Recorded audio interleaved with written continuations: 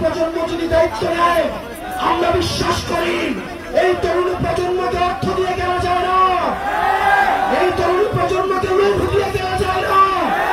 হাসিনা চেষ্টা করেছিল কিন্তু কিনতে পারে না। এই তরুণ প্রজন্ম চাষে ইতিহাস তৈরি হবে। চট্টগ্রামবাসী, আমাদের অর্থাঙ্গ রাষ্ট্র ব্যবস্থা গঠনে আপনাদেরকে সামনে এগিয়ে আসতে হবে। প্রিয় তরুণ প্রজন্ম, আপনাদেরকে মাথায় রাখতে হবে, আমরা এখন বর্তমানে যে কার্যক্রমগুলো করব সেগুলোর ফলাফল আমাদের ভবিষ্যতে আমাদের ভবিষ্যৎ প্রজন্ম পাবে। বর্তমানের কাঠগড়ায় যেভাবে অতীত প্রজন্মকে আমরা দায়বদ্ধ করি, আমরা যদি বর্তমানে আমাদের দায়িত্ব পালন করতে না পারি তাহলে ভবিষ্যতের কাঠগড়ায় আমরা দায়বদ্ধ হব। সেজন্য আমাদের একটা নীতি নির্ভর রাষ্ট্র লাগবে, একটা ইনসাফ ভিত্তিক রাষ্ট্র লাগবে, যেই রাষ্ট্র ব্যবস্থায় স্বাস্থ্য, শিক্ষা, অবকাঠামো, কর্মসংস্থান, সাম্প্রদায়িক সম্প্রীতির মধ্য দিয়ে একটা গ্রহণযোগ্য এবং বাসযোগ্য বাংলাদেশ গড়ে উঠবে। এবং সেটির জন্য আমাদের এই তরুণ প্রজন্মকে ঐক্যবদ্ধভাবে কাজ করে যেতে হবে। আমাদের মধ্যে বিভাজন করার চেষ্টা করবে, আমাদের মধ্যে বিভিন্ন রাজনৈতিক দলের মধ্যে বিভাজন করার চেষ্টা করবে।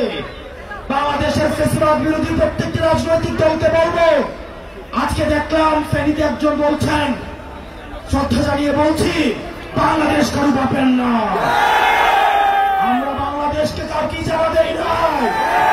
বাংলাদেশটা হচ্ছে জনতার। বাংলাদেশের প্রত্যেকটা মানুষ এই 56,000 বর্গ মাইলে সবাই ন্যায্য হিস্সা নিয়ে থাকবে। রাজার ছেলে রাজা হবে, প্রজার ছেলে প্রজা হবে, এই নিয়ম বাংলাদেশে থাকবে না।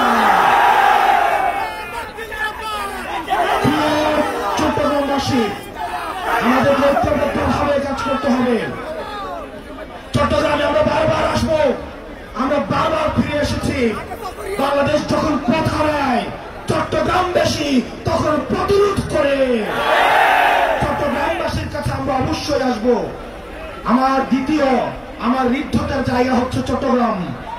আমি যখন বৈষম্য বিরোধী ছাত্র আন্দোলনের দায়িত্ব পালন করেছি, পরবর্তীতে জাতীয় নাগরিক পার্টির দায়িত্ব পালন করছি, চট্টগ্রামের সাথে ঋদ্ধতাপূর্ণ সম্পর্ক গড়ে উঠেছে।